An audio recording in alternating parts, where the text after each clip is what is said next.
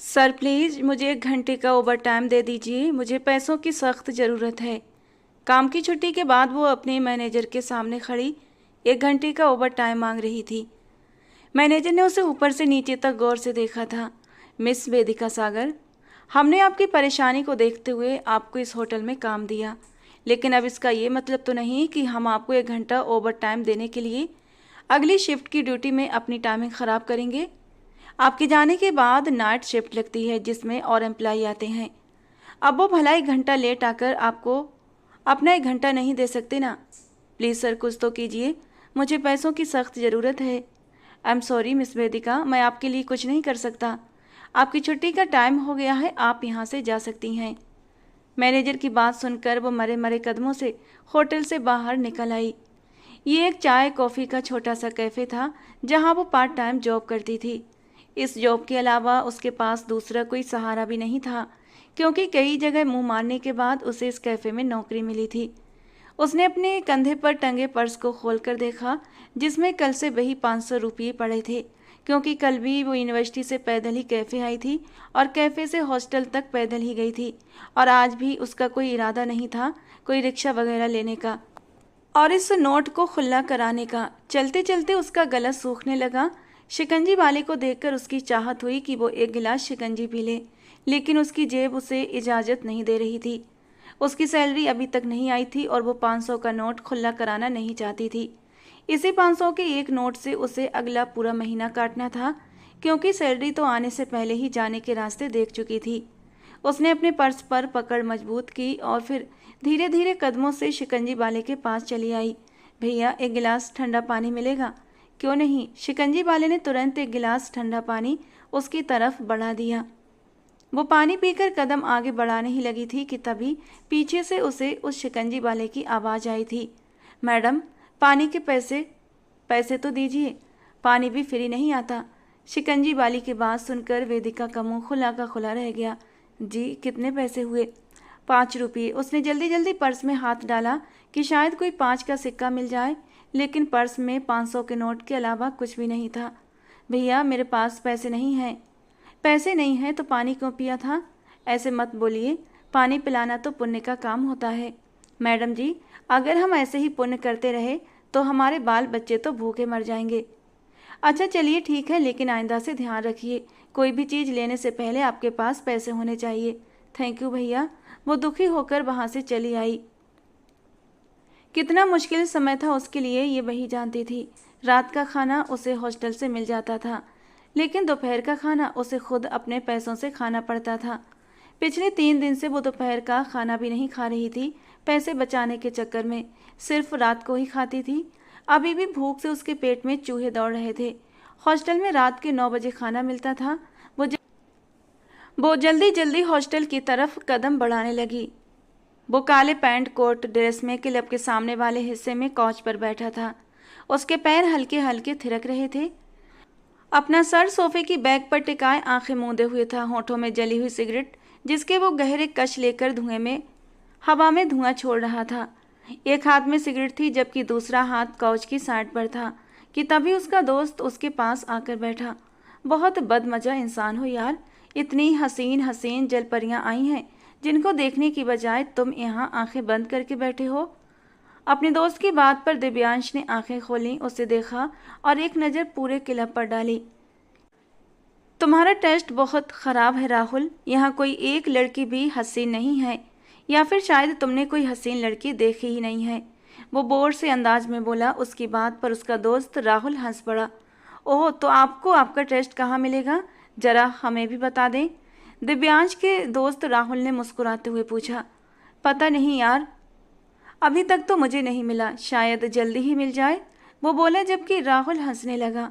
वो एक अमीरजादा था जिसके पीछे हजारों लड़कियां पागल थीं, लेकिन वो लड़कियों में मगरूर और पत्थर दिल मशहूर था। इसके साथ ही वो बहुत बड़ा रेसलर भी था और एक रेसर भी। उसके अंदर सारे खतरनाक शौक पाए जाते थे। लड़कियां उसके पीछे दीवानी थीं, लेकिन कॉलेज से लेकर यूनिवर्सिटी तक आज तक वो किसी लड़की के साथ इन्वॉल्व नहीं हुआ। वजह सिर्फ यही थी कि उसकी डिमांड बहुत ऊंची थी। उसे कोई भी लड़की अपने बराबर की लगती ही नहीं थी। वो खुद पसंद, घमंडी और बिल्कुल साफ नेचर का मालिक था। ये सब छोड़ो दिव्यांश, एक बार मेरे साथ डांस फ्लोर पर तो चलो। सच्ची बहुत खूबसूरत चेहरे देखने को मिलेंगे, राहुल ने कहा तो दिव्यांश ने अपना सर ना में हिलाया और सिगरेट एस्ट्रे में मसल दी। अगले ही पल उसने दूसरी सिगरेट सुलगाकर होठों से लगा ली। नहीं राहुल, ये गंदे शौक तुम्हें ही मुबारक। मुझे तो सोच कर ही घिन आती है कि तुम इन लड़कियों के करीब कैसे चले जाते हो जो न जाने कितनों के बिस्तरों पर जा चुकी होती हैं। वो लापरवाही से कंधे उचकाते हुए कह रहा था, मैं किसी का पहना हुआ कपड़ा नहीं पहनता, किसी का चखा हुआ खाना नहीं खाता, तो फिर किसी की छोड़ी हुई औरत को कैसे अपना सकता हूँ। सामने नाचती हुई लड़कियां किसी न किसी मर्द के साथ नाच रही हैं, उनकी बाहों में झूल रही हैं, और तुम सोचते हो कि दिव्यांश राजपूत इन्हें अपने गले का हार बनाएगा। No never. उसके शब्दों में नफरत और अहंकार साफ झलक रहा था। राहुल सर हिलाते हुए हंसा। तो फिर मिस्टर दिव्यांश राजपूत, अपने दिमाग में ये बात बिठा लो कि इस जन्म में तुम कुंवारे ही मरोगे, क्योंकि मेरे ख्याल से अब तक कोई भी ऐसी लड़की नहीं जिसका कोई बॉयफ्रेंड ना हो, समझे। ये कहते ही राहुल वहाँ से उठकर खड़ा हुआ और डांस फ्लोर की तरफ बढ़ गया। वहाँ लड़के लड़कियाँ बेतहाशा एक दूसरे से लिपट कर मदहोशी में नाच रहे थे। ऐसा लग रहा था जैसे ये सब अपनी परेशानियां और गमों से बेखबर किसी और ही जहां में गुम हो। इडियट, दिव्यांश राजपूत ने होठों के बीच धीरे से कहा और धुआं हवा में छोड़ दिया। वहीं दूसरी तरफ वो नाजुक जान अपने हॉस्टल के कमरे में बैठी परेशान हो रही थी। कांपते हाथों से कागज पर हिसाब किताब लिखते लिखते अचानक सिर पकड़ लिया। हे भगवान, इस महीने का हिसाब तो 20,000 के पार चला गया, तनख्वाह तो सिर्फ 16,000 मिलेगी। ये 4,000 कहाँ से आएंगे। उसकी आंखें भर आई थीं। तुम्हारे सर पकड़ने से 4,000 पूरे तो नहीं हो जाएंगे, उसके साथ वाले बेड पर लेटी उसकी दोस्त मीरा ने कहा। उसकी आवाज़ में चुटकी थी मगर नज़रों में चिंता। वो बेचारी सी आंखों से अपनी दोस्त को देखने लगी। हाँ, तुम सही कह रही हो, पर मैं क्या करूँ मीरा, तुम्हें तो मालूम है ना, पापा की दवाइयाँ और छोटी की फीस भी मुझे ही भेजनी पड़ती है। अगर मैंने पैसे नहीं भेजे तो मम्मी परेशान हो जाएंगी, फिर वो सबसे उधार मांगने जाएंगी, और तुम तो जानती हो ना आजकल का ज़माना कितना ख़राब है। हालात ख़राब हों तो कोई पलट कर देखता भी नहीं। उसका गला रुंध गया। मीरा ने ठंडी सांस भरते हुए कहा, मुझे लगता है तुम्हें नौकरी बदल लेनी चाहिए। 20,000 सैलरी बहुत कम है यार। वेदिका ने तुरंत कहा, पार्ट टाइम में 20,000 भी बहुत हैं। इतनी मुश्किल से ये नौकरी मिली है मुझे, जिसमें मुझे पढ़ने का भी वक्त मिल जाता है, वरना बाकी सब तो पूरी टाइमिंग मांग रहे थे। पढ़ाई भी तो नहीं छोड़ सकती ना मीरा, पढ़ लिख कर जाऊंगी तभी तो अच्छी नौकरी मिलेगी। बस मुझे ये छुट्टियां नहीं करनी चाहिए थी। उसकी आवाज़ में खुद से गुस्सा और पछतावा साफ झलक रहा था। उस सानिया की बच्ची की वजह से छुट्टी ली थी।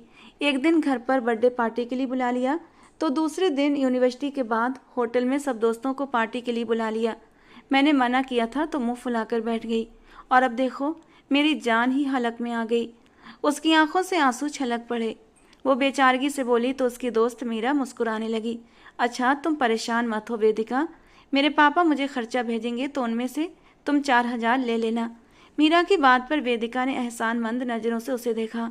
हाँ, ये तो ठीक है मीरा, पर तुम्हारे खर्चे कैसे पूरे होंगे, उसने फिक्र से पूछा। उसकी फिक्र मत करो, मैं अपने खर्चे मैनेज कर लूँगी, मीरा ने कहा, लेकिन वेदिका के चेहरे पर अब भी परेशानी साफ झलक रही थी। अब क्या हो गया, अब किस बात की परेशानी है, मीरा ने पूछा। परेशानी इस बात की है, अगर तुमने मुझे 4,000 उधार दे दिए तो मैं तुम्हें अगले महीने अगली तनख्वाह पर वापस करूँगी, लेकिन फिर से मेरे पास 4,000 कम पड़ जाएंगे, उसने अफसोस से सोचते हुए कहा। उसकी बात पर मीरा जोर से हंस पड़ी। हाँ, तो प्रॉब्लम तो वाकई बहुत बड़ी है, पर तुम फिक्र मत करो, जब अगले महीने मुझे 4,000 वापस करोगी ना तो तुम मुझसे फिर से उधार ले लेना, मैं तुम्हें फिर से उधार दे दूंगी। ये कहकर मीरा मुस्कुराने लगी तो वेदिका जोर से हंस पड़ी। तुम बहुत अच्छी हो मीरा, मैं तुम्हें जल्दी ही सारे पैसे लौटा दूंगी। कोशिश करूंगी कि इस बीच कोई दूसरा काम पकड़ लूं, फिर मैं तुम्हारे सारे पैसे जल्दी ही लौटा दूंगी, उसने कहा तो मीरा मुस्कुराकर सिर हिलाने लगी और अपनी किताब उठाकर पढ़ने लगी। वेदिका मन ही मन सोचने लगी, मम्मी को भी बोलना पड़ेगा अपना हाथ खींच कर चलाएं। अगर हर महीने ऐसे ही खर्च बढ़ते रहे तो मेरे हालात और भी ख़राब हो जाएंगे, शायद फिर तो पढ़ाई भी छोड़नी पड़ेगी। ये सोचते हुए उसने अपना फिर से हिसाब किताब पूरा करना शुरू कर दिया। उसकी तनख्वाह आते ही ख़त्म हो जानी थी। उसकी नौकरी की टाइमिंग शाम 4 बजे से रात के 12 बजे तक थी। सुबह 9 से 3:30 तक यूनिवर्सिटी में रहती थी और फिर यूनिवर्सिटी से सीधा ही वो डायरेक्ट कैफ़े चली जाती थी। वो मुंबई की एक छोटे से हॉस्टल में रहती थी। हॉस्टल का रेंट भी महीने का 2000 था, क्योंकि हॉस्टल बहुत छोटा था और खाने का इंतजाम भी एक टाइम का खुद ही करना पड़ता था।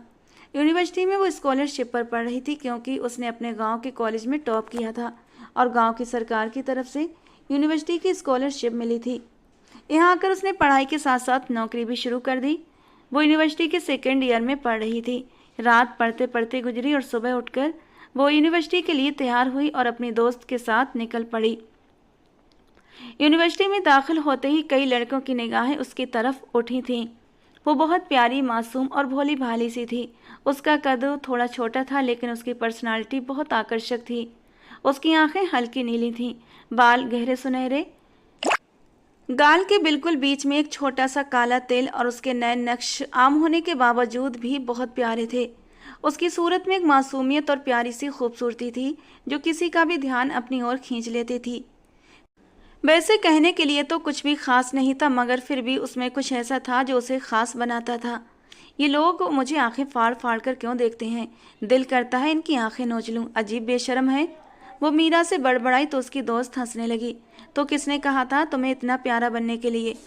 अब तुम इतनी प्यारी हो तो बेचारे क्या करें, मीरा ने मजाक में कहा। तो वेदिका ने सिर झटक दिया।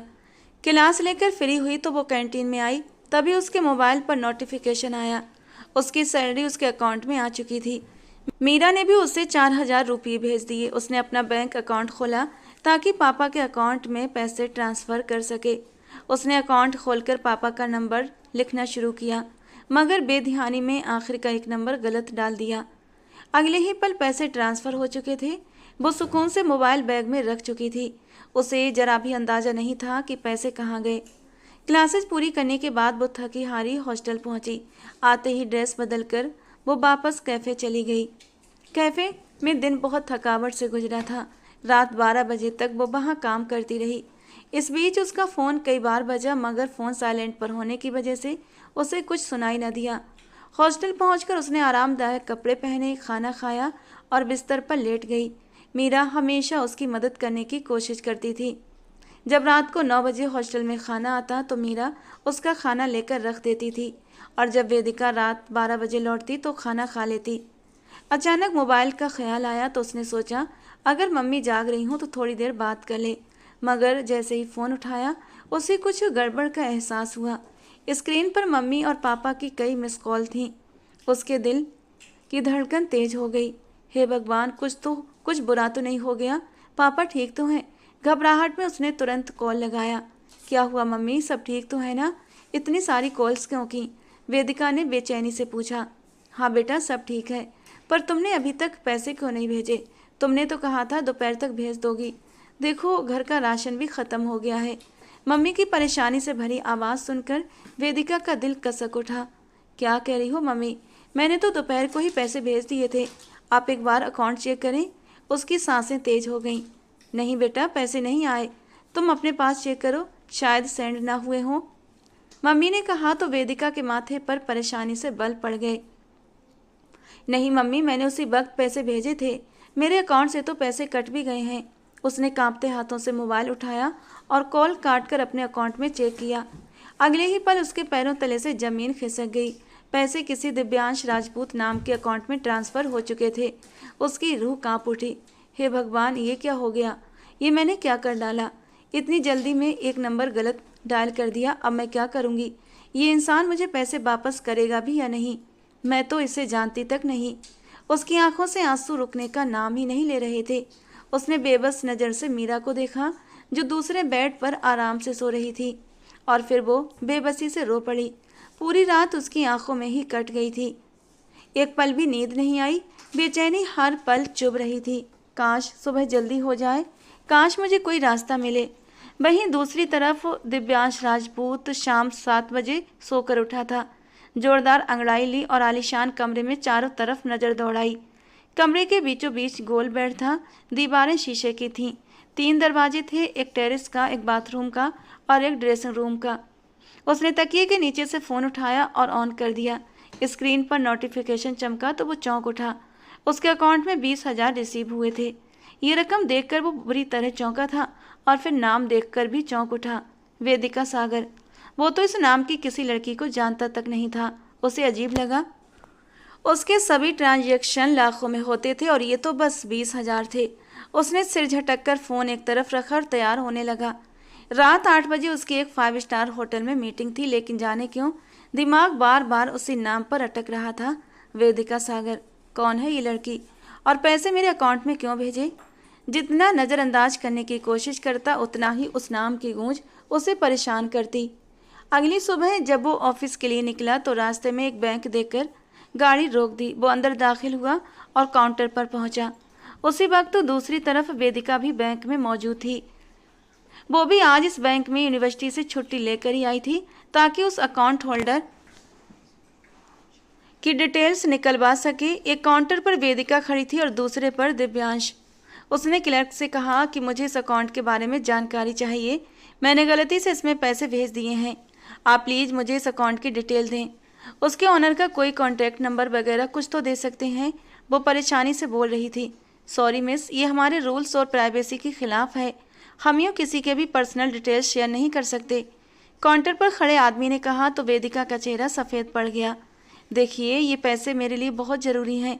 मैंने गलती से इस नंबर पर सेंड कर दिए। मेरे हालात तो पहले ही बहुत ख़राब हैं। अगर मुझे ये पैसे नहीं मिले तो मेरे हालात और भी ज़्यादा बिगड़ जाएंगे। प्लीज़ कुछ तो कीजिए, मेरी मदद कीजिए। मेरे ऊपर मेहरबानी करें, मुझे सिर्फ उनका कॉन्टैक्ट नंबर दे दीजिए। वो विनती भरे अंदाज में विनती कर रही थी, लेकिन काउंटर पर खड़ा आदमी साफ इनकार कर चुका था। वहीं दूसरे काउंटर पर यही बातचीत दिव्यांश राजपूत भी कर रहा था, मगर उसके पास पावर थी। मेरे अकाउंट में इस अकाउंट से पैसे आए हैं, मुझे इसकी डिटेल्स चाहिए, उसने सख्ती से कहा, क्योंकि वो जानना चाहता था कि आखिर पैसे क्यों आए हैं और कहां से। दिव्यांश बड़ा आदमी था, उसकी हर जगह जान पहचान थी। इस बैंक से भी उसके अकाउंट में बड़ी बड़ी ट्रांजैक्शन होती रहती थी और यहाँ के लोग उसे अच्छे से जानते थे। कैशियर ने उसे मैनेजर के पास जाने को कहा, लेकिन कुछ ही देर बाद मैनेजर खुद ही उसके पास आ गया। हेलो मिस्टर दिव्यांश राजपूत, आप खुद क्यों आए हैं? मुझे बुला लेते, मैनेजर ने मुस्कुराते हुए कहा, क्योंकि दिव्यांश को वहाँ कौन था जो नहीं जानता था। वहीं दूसरे काउंटर पर रोने को तैयार खड़ी लड़की वेदिका इस नाम पर हैरत से पीछे घूमी थी। उसकी नज़र सामने खड़े उस शख्स पर पड़ी जो डार्क ड्रेस शर्ट और पैंट पहने खड़ा था। बाल सलीके से पीछे जमाए हुए, आस्तीनें कोहनी तक फोल्ड की हुई थीं। वो एक बेहद खूबसूरत और रईस शख्सियत का शाहकार था। उसे देखकर वेदिका के मन में सुकून आया। चलो, ये तो अमीर है, ज़रूर मेरे 20,000 वापस कर देंगे। मुझे इस अकाउंट की डिटेल्स चाहिए, दिव्यांश ने सामने खड़े मैनेजर से कहा। वेदिका उसकी आवाज़ तो नहीं सुन पाई, लेकिन बेसब्री से उसका इंतजार करने लगी कि जैसे ही वो फ्री होगा वो उसके पास जाएगी और अपने पैसे वापस मांग लेगी। ओके सर, थोड़ा वक्त लगेगा, ये काम हमारी पॉलिसीज़ के खिलाफ है, लेकिन अगर आप कह रहे हैं तो मैं कोशिश करूँगा।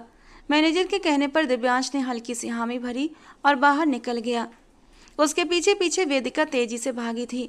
ओए लड़के, रुको रुको जरा।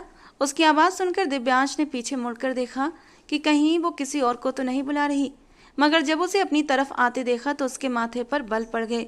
बोलो, दिव्यांश ने भी उसी अंदाज में जवाब दिया। तुम दिव्यांश राजपूत हो ना?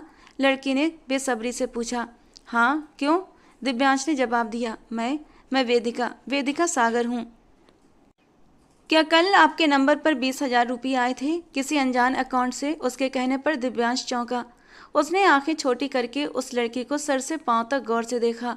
पांव में घिसी हुई चप्पलें, साधारण सा सलवार सूट, कंधों पर सलीके से पड़ा दुपट्टा, माथे पर कुछ सुनहरे बालों की लटें जो गालों से खेल रही थीं। गर्मी की वजह से उसका चेहरा गुलाबी पड़ गया था। दिव्यांश ने गौर से उसे देखा और मन ही मन सोचा, शायद ये लड़की बैंक में मेरी बातचीत सुन चुकी है और अब उसी का फ़ायदा उठा रही है। तो आप हैं वेदिका सागर? दिव्यांश ने तंज भरे अंदाज में कहा। जी मैं ही हूँ। आप प्लीज़ मेरे पैसे वापस कर दीजिए, मुझे बहुत ज़रूरत है पैसों की। मैंने बाय मिस्टेक वो पैसे आपके अकाउंट में भेज दिए थे। वो विनती करने लगी। लड़की, अपना रास्ता नापो, मेरे पास कोई पैसे नहीं हैं। ये कहकर दिव्यांश पलटा और वो उसे जाते हुए देखती रह गई। कि तभी अचानक उसके सामने भागती हुई आई और खड़ी हो गई। देखने से तो अच्छे खासे अमीर लगते हो, भले संस्कारी भी लगते हो। यकीन नहीं हो रहा कि आप ऐसा करेंगे। उसके माथे पर बल पड़े। दिव्यांश ने भी अपनी भौहें चढ़ाई और उसे साइड करके आगे बढ़ने लगा, मगर वेदिका फिर से उसके सामने आ गई और दोनों हाथ फैलाकर बोली, मेरे पैसे मुझे दीजिए, पहले पैसे लौटाइए फिर जाइएगा यहाँ से। रोड पर खड़े लोग उनकी ओर देखने लगे। दिव्यांश को उसकी ये हरकत बहुत बुरी लगी, तो वो उसे इग्नोर करते हुए आगे बढ़ने लगा। तुम ऐसे नहीं जा सकती, मेरे पैसे पहले मुझे वापस करो। तुम इस तरह मेरे पैसे हड़प नहीं सकते। जरूर तुम्हारी मेरे पैसों पर नीयत खराब हो गई है। वो बेतहाशा बिना सोचे समझे बोलती चली गई। दिव्यांश की बर्दाश्त की हद खत्म हो गई। लड़की, मेरे सामने से हटो वरना। दिव्यांश ने गुस्से से कहा। वरना क्या? मेरे पैसे लौटा दो वरना मैं तुम्हें पुलिस स्टेशन में घसीटूंगी। वेदिका गुस्से से चीख पड़ी। उसकी बात सुनकर दिव्यांश रुक गया। उसने हैरत से उस नाजुक सी लड़की को देखा और उसके होठों पर हल्की सी तंज भरी मुस्कुराहट फैल गई। Oh really? Police station? ठीक है, जाओ अभी जाकर कंप्लेंट कर दो। अगर तुम कहो तो मैं खुद ही तुम्हें पुलिस स्टेशन छोड़ आऊं। लालची लड़की, पैसों के लिए और कितना झूठ बोलोगी। अब हटो मेरे रास्ते से। कहते हुए दिव्यांश ने उसका बाजू पकड़कर जोर से पीछे धक्का दिया। वेदिका लड़खड़ाकर एक तरफ को हुई। अगले ही पल दिव्यांश अपनी गाड़ी में जा बैठा। वेदिका तेजी से उसकी कार के साथ आई और गाड़ी का शीशा पीटने लगी। देखो मिस्टर, मेरे पैसे लौटा दो। मेरे पैसे खाओगे तो तुम्हें हजम नहीं होंगे, डायरिया लगेगा तुम्हें। भगवान तुमसे दुगना निकलवाएगा। मेरे पैसे लौटा दो। उसकी आवाज़ अब रोने वाली हो गई थी। आंखों में आंसू भर आए। दिव्यांश ने एक नज़र उस पर डाली। ड्रामा क्वीन, पैसों के लिए कैसी ओछी हरकतें कर रही है। कैसा जमाना आ गया है, पैसों के लिए इंसान कितना गिर जाता है। उसने अफसोस से उसे देखा जो बाहर से मासूम लग रही थी, मगर उसकी नज़र में ये सब घटिया हथकंडे थे जो सिर्फ पैसे अपनाने के लिए हथिया रही थी। उसने सिर झटका और गाड़ी आगे बढ़ा दी। वेदिका वहीं बैठकर फूट फूट कर रो पड़ी। तभी उसका मोबाइल बज उठा। उसने आंसू पोंछते हुए बैग से मोबाइल निकाला। स्क्रीन पर मम्मी की कॉल थी। उसका दिल जोर से धड़क उठा। हे भगवान, अब मैं मम्मी को क्या जवाब दूं? बुदबुदाते हुए वो और भी जोर से रोने लगी। आसपास खड़े लोग उसे देखने लगे तो उसने जल्दी से दुपट्टा ठीक किया और वहां से रिक्शा ढूंढने लगी। यूनिवर्सिटी जाने की अब उसमें हिम्मत नहीं बची थी, इसलिए सीधा हॉस्टल लौट आई। सारा दिन बिस्तर पर पड़े पड़े आंसुओं में गुजर गया। मम्मी की भी बार बार कॉल आती रही, पर डर के मारे उसने मोबाइल ही बंद कर दिया। कैफे में भी उसका दिन बहुत बुरा गुजरा था। दूसरी तरफ दिव्यांश राजपूत गुस्से से आग बबूला ऑफिस पहुंचा। उसे इतने गुस्से में देखकर पूरा स्टाफ सहम गया। उसका गुस्सा हमेशा की तरह सेक्रेटरी पर फूट पड़ा। वो बार बार छोटी छोटी चीज़ों पर चिल्ला रहा था। कुछ देर के बाद उसने मैनेजर को बुलवाकर सख्त लहजे में कहा, मुझे इस अकाउंट की पूरी डिटेल्स चाहिए, हर सूरत में। जाकर बैंक से निकलवाओ। 2 घंटे बाद ही मैनेजर उसकी टेबल पर फाइल रख गया। फाइल के ऊपर एक तस्वीर थी, वेदिका सागर की। तस्वीर देखते ही दिव्यांश चौंक पड़ा। ये तो वही लड़की है जो बैंक के बाहर मिली थी। तो इसका मतलब वो लड़की सच कह रही थी। दिव्यांश कुर्सी पर पीछे टिक गया। अब उसे पूरी बात समझ आ गई थी। लड़की झूठ नहीं बोल रही थी, वो भी उसी की डिटेल्स निकलवाने आई थी। उसकी आंखों में आए आंसू दिव्यांश को याद आने लगे। वो एक कम उम्र सी लड़की थी, शायद यूनिवर्सिटी की स्टूडेंट, ज़रूरतमंद थी, मजबूर भी, तभी तो बद्दुआएं भी दे रही थी। अचानक दिव्यांश का हाथ अपने पेट पर चला गया। डायरिया। उसकी बद्दुआ याद आते ही उसके होंठों पर एक हल्की सी मुस्कान आ गई। उसने तुरंत डिटेल से वेदिका का कॉन्टैक्ट नंबर निकाला और कॉल लगाई, मगर फ़ोन बंद था। थोड़ी देर बाद उसने फिर से कोशिश की, पर फ़ोन अब भी बंद था। आखिरकार उसने व्हाट्सएप खोला और सिर्फ एक छोटा सा मैसेज टाइप किया, पैसे चाहिए। मैसेज डिलीवर हो गया था, लेकिन रात के 12 बजे तक कोई रिप्लाई नहीं आया। उसी वक्त कैफे से लौटकर वो हॉस्टल पहुंची थी। वेदिका ने मोबाइल आकर ऑन किया। स्क्रीन पर दिव्यांश राजपूत का मैसेज चमक रहा था। उसका दिल तेजी से धड़कने लगा। अगले ही पल उसने कांपते हाथों से रिप्लाई किया, हाँ हाँ प्लीज़ मेरे पैसे लौटा दो, प्लीज़ लौटा दो। 2 मैसेज लगातार भेजे गए, मगर भेजे जाने के बाद भी वो मैसेज सीन नहीं हुआ। उसी दौरान उसकी माँ की कॉल आने लगी। वेदिका ने कांपते हाथों से कॉल रिसीव की और अपने आंसुओं को छुपाते हुए अपनी माँ को तसल्ली दी। माँ, आप फिक्र मत करें, मैं 1-2 दिन में पैसे भेज दूंगी। वो अपनी माँ को ये नहीं बताना चाहती थी कि पैसे गलती से किसी दूसरे अकाउंट में ट्रांसफ़र हो चुके हैं। अगर ये सच बता देती तो उसकी माँ और भी ज़्यादा परेशान हो जाती, और वो अपनी माँ को परेशान करना नहीं चाहती थी।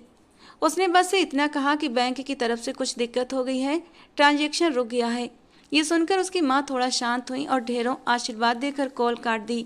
फ़ोन करते ही वेदिका ने हाथ में मोबाइल कसकर पकड़ा और बेचैनी से बार बार व्हाट्सएप खोलने लगी। क्या उसने मैसेज सीन किया या नहीं, मगर स्क्रीन पर मैसेज सीन नहीं हो रहा था। उसका दिल बैठता जा रहा था। वो घबराहट में कमरे के चक्कर लगाने लगी। कुछ देर बाद उसने फिर से मैसेज किया, प्लीज़ मेरा मैसेज सीन करो, मेरे पैसे मुझे लौटा दो, मुझे पैसों की सख्त ज़रूरत है। उसकी उंगलियां कांप रही थीं। उसने अगला मैसेज फिर से टाइप किया, ये पैसे मेरे पापा के इलाज के लिए हैं। अगर तुमने पैसे नहीं लौटाए तो मेरे पापा का इलाज नहीं हो पाएगा। मेरे घर वाले बहुत मुसीबत में आ जाएंगे और देखना फिर तुम्हें मेरी ढेर सारी बद्दुआ लगेगी। मेरी ही बद्दुआ नहीं बल्कि मेरे मम्मी पापा की भी बद्दुआ लगेगी। तुम्हें लगता है तुम्हारी ये जो हट्टी कट्टी बॉडी है ये तुम्हें बचा लेगी? देखना ऐसा डायरिया लगेगा कि सूखकर कांटा हो जाओगे। उसकी आंखों से आंसू लगातार गिरते जा रहे थे, पर गुस्सा और बेबसी उसके शब्दों में छलक रही थी। 2 घंटे गुजर गए, कोई जवाब नहीं आया। उसकी सांसें भारी हो गईं। आखिरकार उसने एक और मैसेज भेजा, अगर तुमने मुझे मेरे पैसे नहीं दिए तो देख लेना, आज रात तुम्हारे घर में चोर घुसेगा और तुम्हारे सारे पैसे लेकर भाग जाएगा। इतना लिखते लिखते थकान और रोने से उसकी आंखें थक चुकी थीं और फिर वो लेटते ही सो गई। रात के करीब 4 बजे दिव्यांश राजपूत की आंख अचानक खुली। उसने करवट ली और नज़र बेड की साइड टेबल पर रखे मोबाइल पर पड़ी। उसने मोबाइल उठाया, स्क्रीन ऑन की और जैसे ही व्हाट्सएप खोला एकदम से चौंक उठा। स्क्रीन पर अनगिनत मैसेज थे। वेदिका नाम की लड़की की चैट थी। वो स्क्रॉल करता गया। हर मैसेज पढ़ते पढ़ते उसके माथे पर बल आते गए। कभी लड़की विनती कर रही थी, गिड़गिड़ा रही थी, प्लीज़ पैसे लौटा दो, और फिर वही लड़की बद्दुआएं देने लगी, डायरिया लगेगा, चोर घुस आएगा। उस पढ़ते ही दिव्यांश के होंठों पर हंसी तैर गई। ओह, अब तो ये भगवान से भी डराने लगी। वो खुद से बुदबुदाया। पता नहीं क्यों उसे इन मैसेजों में अजीब सा मज़ा आने लगा था। उसने हल्की सी मुस्कान के साथ एक मैसेज टाइप किया, अच्छा ठीक है, मैं तुम्हारी बद्दुआ ले लेता हूँ पैसों के बदले, लेकिन अब तुम्हें पैसे नहीं दूंगा, तुम बस मुझे और बद्दुआएं दो। मैसेज भेजकर उसने स्क्रीन पर नज़रें गड़ाए रखीं। पहली बार दिव्यांश राजपूत किसी के जवाब का बेसब्री से इंतजार कर रहा था। फ़ोन हाथ में लिए वो वहीं बैठ गया और दूसरी तरफ वेदिका, जो नींद में भी उसके जवाब का इंतजार कर रही थी। मैसेज की टोन बजते ही वेदिका हड़बड़ाकर उठ बैठी। उसने तुरंत फ़ोन खोला और जैसे ही दिव्यांश का मैसेज पड़ा उसके माथे पर पसीने की बूंदें उतर आईं। नहीं नहीं, मैं तुमसे माफ़ी मांग लूँगी, बस मेरे पैसे मुझे वापस कर दो, मैं सच कह रही हूँ। वो बद्दुआएं तो मैंने यूं ही गुस्से में दे दी थी क्योंकि तुम मेरा मैसेज सीन नहीं कर रहे थे। मैं अपनी सारी बद्दुआएं वापस लेती हूँ। प्लीज़, अगर तुमने पैसे नहीं दिए तो मेरे पास कोई दूसरा रास्ता नहीं है। वो बेचारगी से लिखती चली गई। वेदिका का मैसेज पढ़कर दिव्यांश की आंखों में एक अजीब चमक आ गई। उसने उसे और तंग करने का इरादा छोड़ते हुए टाइप किया, अच्छा ठीक है, अगर मैं तुम्हें तुम्हारे पैसे लौटा दूं तो बदले में मुझे क्या मिलेगा? उसका सवाल पढ़ते ही वेदिका का दिल जोर से धड़कने लगा। उसकी उंगलियां रुक गईं, आंखें डर से फैल गईं। तुम्हें क्या चाहिए? उसने कांपते दिल से लिखा। अंदर ही अंदर उसे डर था कि कहीं वो पैसे न मांग ले। पहले ही 4,000 का कर्ज उसके सिर पर था। वो अब और बोझ उठाने की हिम्मत नहीं कर पा रही थी। दिव्यांश हंसी रोकते हुए टाइप कर गया, ज़्यादा कुछ नहीं, बस किसी अच्छे से कैफ़े में मुझे चाय पिला दो। ये लिखकर वो खुद भी चौंक उठा और होंठों पर मुस्कान खिल गई। ये पहली बार था जब वो किसी लड़की से इतनी लंबी चैट कर रहा था।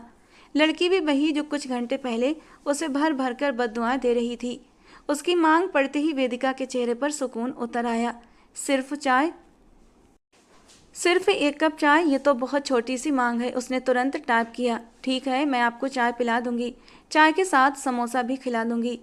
उसका मैसेज पढ़कर दिव्यांश की आंखों में हल्की सी शरारत उतर आई। ठीक है, मैं फ्री होकर बताऊंगा कि किस कैफ़े में चाय पीनी है। वेदिका ने तुरंत लिखा, लेकिन मुझे पैसे कल ही चाहिए। मुझे अपने मम्मी पापा को पैसे भेजने हैं, उनको पैसों की बहुत सख्त ज़रूरत है। दिव्यांश कुछ देर स्क्रीन को देखता रहा, फिर हल्की सी मुस्कान के साथ उसने एक बेहद लग्जरी कैफ़े का नाम टाइप किया। कल शाम 7 बजे यहाँ पर पहुँच जाना। इसके साथ ही उसने फ़ोन बंद कर दिया और दूसरी तरफ वेदिका ने राहत की सांस ली। उसे पहली बार लगा जैसे सर पर लटकती तलवार अब हट रही है। अब उसके पास उम्मीद थी कि कल उसके पैसे उसे वापस मिल जाएंगे। अगली शाम वेदिका दिव्यांश के बताए हुए कैफ़े पहुंची। ये बहुत ही पॉश एरिया था और कैफ़े भी बेहद लग्जरी। अंदर दाखिल होते ही उसकी सांसें तेज हो गईं। पूरा cafe black and white theme में सजा हुआ था। वहाँ की खामोशी और सुकून ने उसके भीतर अजीब सी घबराहट भर दी। उसने दिल ही दिल में सोचा, इतना महंगा कैफ़े, यहाँ तो एक कप चाय भी अच्छा खासा बिल बना देगी। इस इंसान को यहीं चाय पीनी थी, लेकिन चलो कोई बात नहीं, 20,000 वापस लेने हैं तो थोड़ा नुकसान तो उठाना ही पड़ेगा। सोचते हुए उसने कदम आगे बढ़ाए। जैसे ही वो अंदर दाखिल हुई, कई निगाहें उसके ऊपर उठी थीं। उसका दिल और भी तेज धड़कने लगा। तभी उसकी नज़र दूर बैठे दिव्यांश पर पड़ी। वो पहले से ही दरवाजे की ओर देख रहा था। उसने वेदिका को आते देख लिया था और उसकी घबराहट को दिलचस्पी से निहारने लगा। उसे ये लड़की कॉन्फिडेंस में बिल्कुल जीरो लगी। वो अपनी जगह से उठा और उसकी तरफ बढ़ गया। दिव्यांश को अपने सामने देखकर वेदिका की घबराहट और भी ज़्यादा बढ़ गई थी। चलिए, वहाँ हमारी टेबल है। दिव्यांश ने सामने टेबल की ओर इशारा किया और खुद जाकर बैठ गया। वेदिका उसके सामने बैठी। उसके हाथ बेचैनी से उंगलियां मचल रहे थे और नजरें बार बार झुक रही थीं। कॉफ़ी ऑर्डर कर लें? दिव्यांश ने पूछा। वेदिका ने एक पल नजरें उठाकर उसे देखा, फिर झट से निगाहें झुका लीं। आप अपने लिए मंगवा लीजिए, मुझे नहीं पीनी। दिव्यांश ने भौहें चढ़ाई और बड़ी दिलचस्पी से उसे देखा। ये पहली लड़की थी जो उससे नजरें चुरा रही थी, वरना बाकी लड़कियां तो उस पर मर मिटने को तैयार रहती थीं। उसके होठों पर हल्की मुस्कान तैर गई। अब मैं अकेले तो कॉफ़ी नहीं पीऊंगा, तुम्हें भी मेरे साथ पीनी पड़ेगी, उसने शरारत से कहा। वेदिका के माथे पर बल पड़ गए। उसने घबराकर उसे देखा। दिव्यांश ने उसकी झुंझलाहट गौर से देखी और हल्के से मुस्कुरा दिया। अच्छा चलिए ठीक है, वो धीरे से बोली। कुछ देर बाद वेटर आया और दिव्यांश ने कॉफ़ी ऑर्डर कर दी। अब वो हाथ की मुट्ठी पर होंठ टिकाए लगातार वेदिका को घूर रहा था। आप प्लीज मुझे घूरना बंद करें, वेदिका गुस्से से बोली। दिव्यांश ने हैरत से उसे देखा। ये पहली लड़की थी जिसने उसे यूं डांटा हो, वरना बाकी तो उसकी एक नज़र के लिए तरसती थीं। मैं तुम्हें तो नहीं देख रहा, उसने मज़े से कहा। तो फिर आपकी निगाहें मुझ पर क्यों टिकी हैं? वेदिका ने हैरानी और झुंझलाहट में पूछा। दिव्यांश हंसा। मैं तुम्हें नहीं देख रहा, मैं तो तुम्हारे दुपट्टे को देख रहा हूँ। वेदिका का चेहरा तमतमा गया। उसने झट से दुपट्टा संभालते हुए कहा, आप मेरे दुपट्टे को भी मत देखिए। दिव्यांश ने सर हिलाया, निगाहें फेर लीं, लेकिन कुछ पलों के बाद फिर से उसकी आंखें वेदिका के चेहरे पर टिक गईं। वो दिव्यांश की नज़रों से बेहद परेशान हो रही थी। तभी वेटर खूबसूरत सी ट्रे में 2 कप कॉफ़ी लेकर आया। दिव्यांश ने वेदिका के लिए भी अपनी पसंद से कॉफ़ी ऑर्डर कर दी थी। खुद तो वो ब्लैक कॉफ़ी पीता था, मगर वेदिका के लिए उसने soya milk coffee with coconut milk मंगवाई थी। वेदिका ने कप उठाया और जल्दी जल्दी कॉफ़ी पीने लगी। तभी उसकी जबान भी जल गई और वो चीख पड़ी, आह! दिव्यांश ने हंसते हुए कहा, आराम से पियो, कॉफ़ी कहीं भाग नहीं रही। उसकी बात सुनकर वेदिका शर्मिंदा हो गई और धीरे धीरे सिप लेने लगी। कॉफ़ी ख़त्म होते ही उसने अपना हाथ दिव्यांश की तरफ बढ़ाया। प्लीज़ अब मेरे पैसे। दिव्यांश ने उसकी हथेली को कुछ पल गहराई से देखा, फिर वॉलेट से नोट निकालकर उसके हाथों पर रख दिए। वेदिका ने लंबी सांस भरी, आंखें बंद कर लीं और जैसे ही खोलीं, होठों पर एक मुस्कान सी खिल उठी थी। थैंक यू सो मच, मैं अपनी सारी बददुआएं वापस लेती हूँ, उसने खुशी से कहा और पैसे पर्स में रख लिए। दिव्यांश के होठों के साथ साथ उसकी आंखें भी मुस्कुरा उठीं। ये मुस्कान अलग थी, गहरी और सच्ची। उस पल वेदिका उसे सचमुच भा गई थी। वो कॉफ़ी का बिल दिव्यांश ने जानबूझकर उसे याद दिलाया। तभी वेटर बिल लेकर आया। वेदिका ने मुस्कुराकर सिर हिलाया और पर्स से 500 का नोट निकालने लगी। इतना बड़ा कैफे है, 2 कॉफ़ी कम से कम 500 की तो होंगी ही, उसने मन ही मन अंदाज़ा लगाया। लेकिन जैसे ही बिल उसके सामने रखा गया, उसके चेहरे का रंग एकदम से उड़ गया था। उसकी आंखें फटी की फटी रह गईं। 6,000? उसने दिव्यांश की ओर हैरत से देखा। दिव्यांश ने मजे से सर हिला दिया। वेदिका ने मुश्किल से अपना थूक निगला, फिर कांपते हाथों से पर्स से नोट निकाले और पूरे 6,000 गिनकर टेबल पर रख दिए। उसकी आंखों में नमी चमक रही थी, लेकिन उसने होंठ मींचकर खुद को संभाल लिया। वेटर बिल उठाकर चला गया। थोड़ी देर बाद फिर लौटा और मुस्कुराकर बोला, मैम आपको हमारी कॉफ़ी पसंद आई तो ना? उसके लहजे में टिप की उम्मीद थी, लेकिन वेदिका ने बिना एक शब्द कहे तेजी से सारे पैसे पर्स में डाले। बैग की चैन बंद की और गुस्से से दिव्यांश को घूरते हुए वहां से निकल गई। उसके जाते ही दिव्यांश खुलकर हंस पड़ा।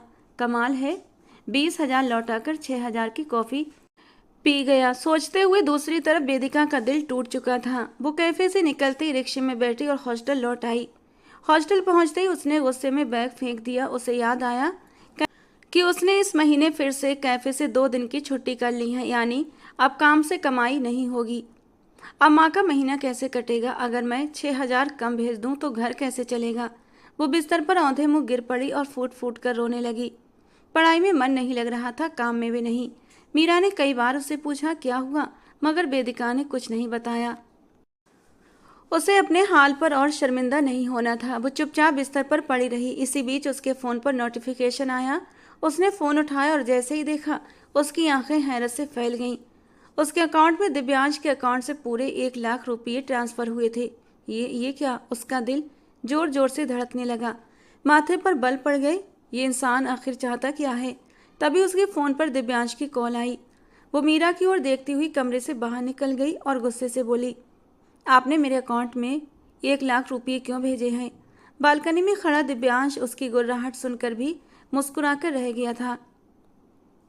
आपने मुझे कॉफ़ी पिलाई, मैंने आपको ट्रीट दे दी, हिसाब बराबर, दिव्यांश ने हल्के लहजे में कहा। वेदिका की भौहें सुकड़ गईं। आपने मुझे भिखारी समझा है क्या? मैंने आपसे अपनी रकम वापस ली है, आपने मुझे कोई भीख नहीं दी थी। तो अब ये और पैसे देकर मुझ पर एहसान मत जताइए। उसके लहजे की तलखी सुनकर इस बार दिव्यांश का चेहरा भी गंभीर हो गया। मैंने कब कहा कि मैंने तुम्हें भीख दी है? ये तो बस एक छोटा सा तोहफा था। तुमने मुझे कॉफ़ी पिलाई, बदले में ये मेरा तोहफा। उसकी बात पूरी होते ही वेदिका की आंखें गुस्से से और भी लाल हो गईं। मुझे नहीं चाहिए आपका कोई भी तोहफा। आपके पैसे, मैं कभी आपके पैसे नहीं लूँगी। मैं अभी इसी वक्त आपके पैसे ट्रांसफ़र कर रही हूँ। वो झल्लाते हुए बोली और झटके से कॉल काट दी। लेकिन अगले ही पल उसका फ़ोन फिर से बज उठा। वो पैसे दोबारा मेरे अकाउंट में नहीं भेजना। दिव्यांश की आवाज़ इस बार ठंडी और कड़क थी। भेजूंगी और ज़रूर भेजूंगी, और आप ये धमकियाँ किसी और को देना। मैं आपसे या आपकी धमकियों से डरने वाली नहीं हूँ। वेदिका दहाड़ते हुए बोली और फिर से कॉल काट दी। दिव्यांश फ़ोन को घूरता रह गया। वेदिका ने बिना वक्त गंवाए पूरे 1,00,000 वापस करके अकाउंट में ट्रांसफ़र कर दिए और बाकी पैसे अपने पापा के अकाउंट में ट्रांसफ़र कर दिए। फिर उसने अपनी मम्मी को कॉल लगाई, लेकिन फ़ोन उठते ही जो सुना उसने उसकी रूह कँपा दी। अरे वेदिका, तुमने कल ही तो पैसे भेज दिए थे, तो आज फिर से क्यों भेज रही हो? तुम्हारे पास इतने डबल पैसे कहाँ से आए? उसकी माँ हैरानी से पूछ रही थी। मैंने कब भेजे? कौन से पैसे? वेदिका अटकते हुए बोली। अरे कल ही तो भेजे थे ना। तुम्हारी दोस्त के अकाउंट से पूरे 20,000 मिल गए हमें, उसकी माँ ने बेफिक्री से बताया। वेदिका के हाथ से मोबाइल फिसलते फिसलते बचा। उसने कॉल काट दी। दिल धड़कना भूल गया। तो क्या ये सब दिव्यांश ने किया? माथे पर पसीना छलक आया। हाँ, और कौन हो सकता है? उसके लिए क्या मुश्किल है मेरे घर वालों तक पहुंचना, उनके अकाउंट डिटेल्स निकलवाना? गुस्से से उसका खून खौल उठा। उसने तुरंत दिव्यांश को कॉल बैक की, लेकिन इस बार कॉल्स उसने काट दी। वेदिका को चैन नहीं मिला। उसने बार बार कॉल किया, बार, मगर दिव्यांश ने कोई रिसीव नहीं की। आखिरकार उसने झुंझलाकर उसे व्हाट्सएप पर मैसेज छोड़ा, मुझे आपसे मिलना है। मैसेज सीन हुआ पर कोई जवाब नहीं आया। वो हर घंटे मैसेज करती रही, इंतजार करती रही, और आखिरकार रात के 2 बजे दिव्यांश का रिप्लाई आया। ठीक है, उसी कैफ़े पर आ जाना शाम 7 बजे। उसके अकड़ू और हुक्म चलाने वाले अंदाज पर वेदिका का खून खौल उठा। 7 बजे नहीं आ सकती, उस वक्त मेरी जॉब होती है। 7 से पहले का टाइम बताइए। उसने झटके से टाइप किया। कुछ देर के बाद दिव्यांश का जवाब आया। तो फिर कितने बजे? 3:30 बजे। उसने टाइप किया। ओके, दिव्यांश ने छोटा सा जवाब दिया। अगले दिन वो कैफ़े पहुंची। नज़र घुमाते हुए उसने दिव्यांश को देख लिया। वो हमेशा की तरह अपनी टेबल पर अकड़ से बैठा था।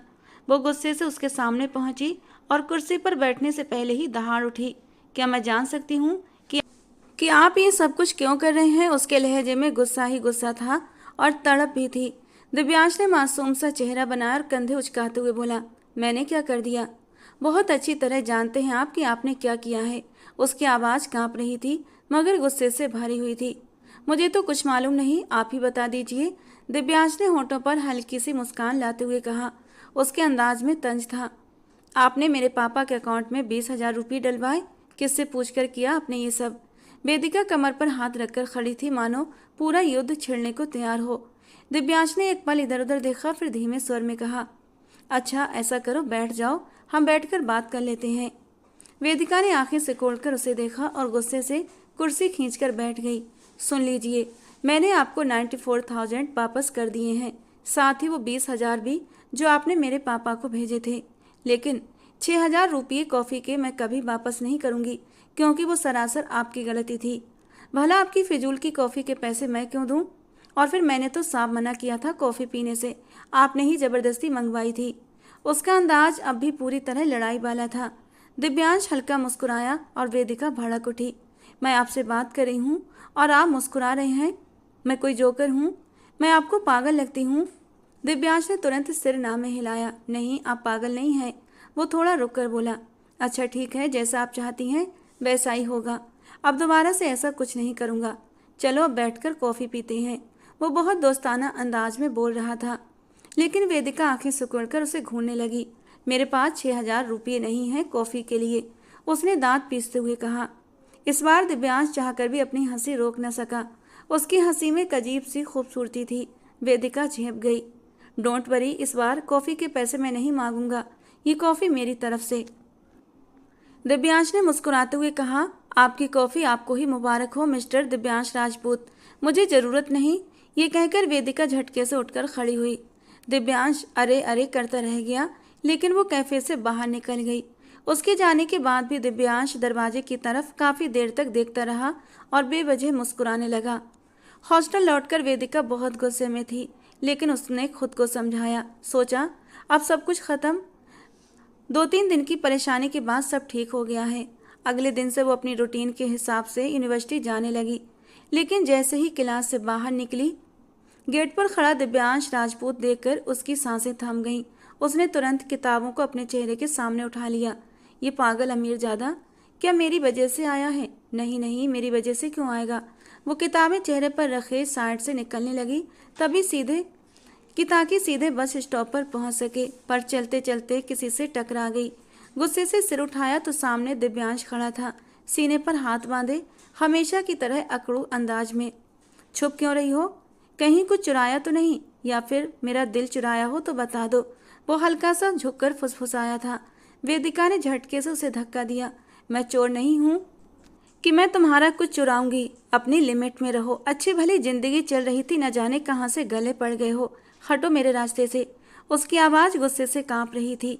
दिव्यांश ने नाक से मक्खी उड़ाते हुए कहा, इतनी अकड़ किस बात की है? अच्छा भला लड़का हूँ, लड़कियाँ मरती हैं मुझ पर। तुम्हें तो खुश होना चाहिए कि जिस पर सारी मरती हैं वो तुम्हारे पीछे आ रहा है, और तुम हो कि तुम्हारे नखरे ख़त्म नहीं हो रहे। वेदिका हक्का बक्का रह गई। तो क्या ये लड़का खुल्लम खुल्ला इजहार कर रहा था? क्या सचमुच वो उसके पीछे यहाँ तक आया है? उसने खुद को संभाला और आंखों में आग भरकर बोली, सुन लो साफ साफ, आज पहली और आखिरी बार मेरे पीछे आए हो। अगर दोबारा मेरे पीछे आए ना तो मैं।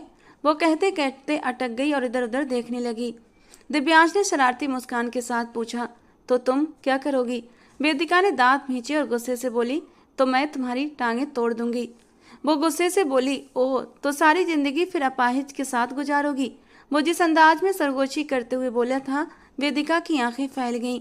उसके हाथ पांव घबराहट के मारे कांपने लगे। वो उससे कैसी बातें कर रहा था? दूसरी तीसरी मुलाकात में यूं इस तरह की बातें? तुम पागल हो या कोई साइको? कहते हुए कदम पीछे लेते अब वो पूरी तरह भागने लगी, जबकि दिव्यांश का कह कहा गूंज गया। कई लड़कियां दिव्यांश की तरफ देख रही थीं, पर वो तो अपना दिल कहीं और ही लगा बैठा था। वेदिका हॉस्टल लौटी तो दिल जोरों से धड़क रहा था, फिर भी तैयार होकर कैफे गई।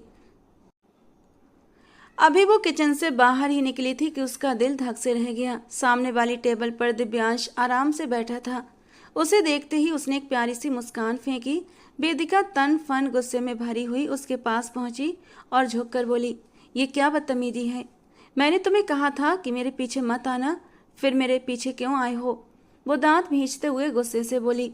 दिव्यांश एकदम सहज अंदाज में बोला, अरे मैडम, मैं तुम्हारे पीछे थोड़ी आया हूँ, मैं तो बस कॉफ़ी पीने आया हूँ। उसकी ये ढिठाई सुनकर वेदिका का दिमाग घूम गया। ये लड़का मजाक कर रहा है क्या? अभी वो कुछ बोल पाती इससे पहले ही मैनेजर आ गया। Sir, any problem?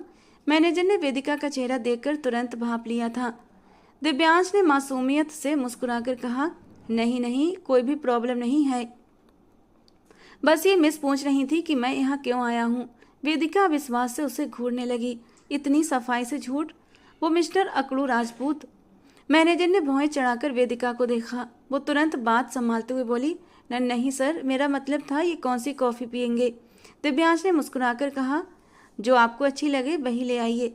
मैं वैसे भी यहाँ पहली बार आया हूँ तो टेस्ट का अंदाज़ा नहीं, और फिर मैं अकेला हूँ। अगर आप मेरे साथ बैठकर कॉफ़ी पियेंगी तो मुझे अच्छा फील होगा। उसकी इस बेशरम फरमाइश पर वेदिका का मुंह हैरत से खुल गया। ये लड़का वाकई पागल है। मैनेजर भी असहज हो गया क्योंकि वो दिव्यांश राजपूत को अच्छी तरह जानता था। इस शहर में कौन था जो उसे ना जानता हो? बाद में बात करेंगे, अभी जैसा कह रहे हैं वैसा करो, मैनेजर ने सख्ती से वेदिका से कहा। तो वेदिका ने अविश्वास से उसकी ओर देखा। सर मैं? जी वेदिका, आप बैठ जाइए, बाद में देख लेंगे, मैनेजर ने दोबारा कहा। वेदिका होंठ भींचते हुए वहां से चली गई। कुछ देर बाद वो वापस लौटी तो 2 कप कॉफ़ी टेबल पर पटक दिए और गुस्से से कुर्सी खींचकर बैठ गई। दिव्यांश की तरफ निगाह तक नहीं उठाई कि उसने कॉफ़ी की चुस्की लेते हुए कहा, यहाँ की कॉफ़ी ज़्यादा महंगी तो नहीं, पर टेस्ट कमाल का है। लगता है किसी ने मोहब्बत से अपने हाथों से बनाई है। मैंने नहीं बनाई ये कॉफ़ी, वेदिका ने टेबल पर हाथ पटक कर झुंझलाते हुए कहा। तो दिव्यांश तुरंत मुस्कुराया। अरे मैंने कब कहा कि आपने बनाई है? हो सकता है यहाँ की कोई और लड़की मुझ पर फिदा हो गई हो और उसी ने मेरे लिए ये कॉफ़ी बनाई हो। उफ, इस कदर खुशफहमी, वेदिका गुस्से से बोली। अब उसे यकीन होने लगा था ये लड़का सच में पागल है। अमीरी इंसान को मगरूर बना देती है ये तो जानती थी, पर अमीरी इंसान को पागल भी कर देती है ये पहली बार देख रही हूँ। वो अपनी छोटी सी नाक चढ़ाते हुए बोली और कुर्सी से उठकर खड़ी हुई, जबकि दिव्यांश फिर से मुस्कुरा दिया। दिन इसी तरह गुजरते चले गए। आए दिन दिव्यांश कभी उसकी यूनिवर्सिटी के बाहर दिखाई देता तो कभी कैफे के अंदर। अब कहीं न कहीं वेदिका को भी उसकी मौजूदगी बुरी नहीं लगती थी। वो चाह कर भी दिव्यांश के बारे में सोचना बंद नहीं कर पा रही थी, लेकिन दिल की हलचल के बावजूद दिमाग उसे बार बार चेतावनी देता, तुम दोनों की दुनिया अलग है। अमीर लोग गरीब लड़कियों को सिर्फ इस्तेमाल करते हैं, तुम धोखा नहीं खा सकती। उस दिन भी वो अपने रूटीन के अनुसार कैफे पहुंची, लेकिन जैसे उसने अंदर कदम रखा उसके पैरों तले से जमीन खिसक गई। पूरा कैफे लाल और सफ़ेद गुलाबों से सजा हुआ था। हर तरफ गुब्बारे लटक रहे थे। टेबल पर एक ही रंग के कवर बिछे थे। ये सब देखकर उसका मुंह हैरत से खुला का खुला रह गया। वो कुछ कदम आगे बढ़ी ही थी कि अचानक उस पर फूलों की बारिश हो गई। पूरा कैफे तालियों की गूंज से भर गया। लोग मुस्कुरा रहे थे, तालियां बजा रहे थे और वेदिका परेशानी से इधर उधर देख रही थी। तभी उसके सामने दिव्यांश आया। उसे देखते ही वेदिका का दिल जोर से उछलकर हलक में अटक गया। ये पागल अमीरजादा अब क्या करने वाला है? इससे पहले कि वो कुछ समझ पाती, दिव्यांश अचानक अपने घुटनों पर बैठ गया। जेब से खूबसूरत अंगूठी निकाल कर उसने वेदिका के सामने बढ़ा दी। वेदिका, विल यू मैरी मी? उसकी गूंजती हुई आवाज़ ने पूरे माहौल को सन्नाटे में बदल दिया। वेदिका की आंखों में अनचाहे आंसू झिलमिला उठे। उसने कांपते वजूद के साथ दिव्यांश को देखा, फिर घबराहट में तेजी से सिर को नामे हिलाते हुए कैफे से बाहर भागी। अचानक ही पूरे कैफे में खामोशी छा गई। दिव्यांश के चेहरे का रंग बदल चुका था, आंखों में हल्का हल्का गुस्सा भी तैर गया। वो घुटनों से उठकर खड़ा हुआ, जबकि वेदिका तेजी से रिक्शा पकड़कर वहां से निकल चुकी थी। हॉस्टल पहुंचते ही वो फूट फूट कर रो पड़ी। मीरा ने कई बार उसे चुप करवाने और उसकी वजह पूछने की कोशिश की, लेकिन वेदिका के पास बताने को कुछ नहीं था। उसका दिल टूट चुका था। रात को उसने कांपते हाथों से फ़ोन उठाकर व्हाट्सएप पर दिव्यांश को मैसेज किया। स्क्रीन पर जो सामने आया उसने उसे तोड़कर रख दिया। दिव्यांश ने उसे ब्लॉक कर दिया था। ये देखकर उसका दिल और भी जोर से धड़कने लगा। वो दिव्यांश को इनकार करना चाहती थी और अब जब इनकार कर आई थी तो उसका दिल उसी इनकार पर रो रहा था। आंसुओं के बीच उसने फैसला किया कि अगर कभी दिव्यांश दोबारा उससे मिलने आया तो वो उसे सब समझाएगी और कहेगी कि अगर वो सच्चा है तो उसके घर रिश्ता लेकर आए। लेकिन ये इंतजार बनकर रह गया। मीरा के नंबर से भी उसने दिव्यांश को कई बार कॉल करने की कोशिश की, पर हर बार एक ही नतीजा, ब्लॉक। दिन पर दिन गुजरते गए और अब 3 महीने बीत चुके थे। 3 महीनों में वो 8 अलग अलग नंबरों से कोशिश कर चुकी थी, पर हर बार वही अंजाम। आखिरकार उसने भी कोशिशें छोड़ दी। वो अब भी हर रात सोचती, क्यों छोड़ा उसने मुझे इस मोड़ पर? अगर खेलना ही था तो मोहब्बत का नाम क्यों लिया? लेकिन कोई जवाब उसके पास नहीं था। उसका दिल बार बार टूटता और फिर वो अपनी ही सोचों में उलझ जाती। फिर अचानक एक दिन उसके पापा का फ़ोन उसके नंबर पर आया। वेदिका, मैंने तुम्हारा रिश्ता पक्का कर दिया है। पापा की आवाज़ में गर्व था। ये सुनते ही उसका दिल जैसे रुक गया, सांसें थम सी गईं, होंठ कांपे, पर वो कुछ बोल ना पाई। उसके पापा बड़ा गुरूर से बोले, मैंने बहुत देखभाल से तुम्हारा रिश्ता तय किया है। मुझे खुशी होगी अगर तुम मेरे फैसले का सम्मान करोगी। और वो पत्थर सी चुप बैठी रही। आंखों से 2 आंसू टूट कर गिरे, लेकिन उसने सिर झुका लिया। उसके सामने दिव्यांश का चेहरा लहराया। वो मुस्कान, वो जिद्दी बातें, सब याद आया। लेकिन अगले ही पल उसने खुद को संभाल लिया। अगर मैं दिव्यांश के साथ किसी रिश्ते में होती तब भी पापा के सामने इनकार नहीं कर पाती।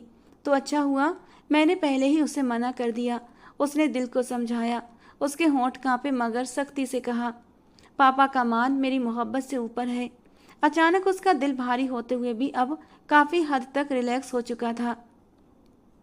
शादी की तैयारियां धूमधाम से चल रही थीं और वो शहर से गांव भी आ चुकी थी। उसे मालूम हुआ कि उसकी शादी शहर के किसी लड़के से होने वाली है। वो दुल्हन बनी बैठी थी। बाप के आगे सर तो झुका लिया था, लेकिन दिल का क्या करती, क्योंकि दिल तो किसी सूरत मानने को राजी नहीं था। उसे रह रहकर दिव्यांश पर गुस्सा आ रहा था।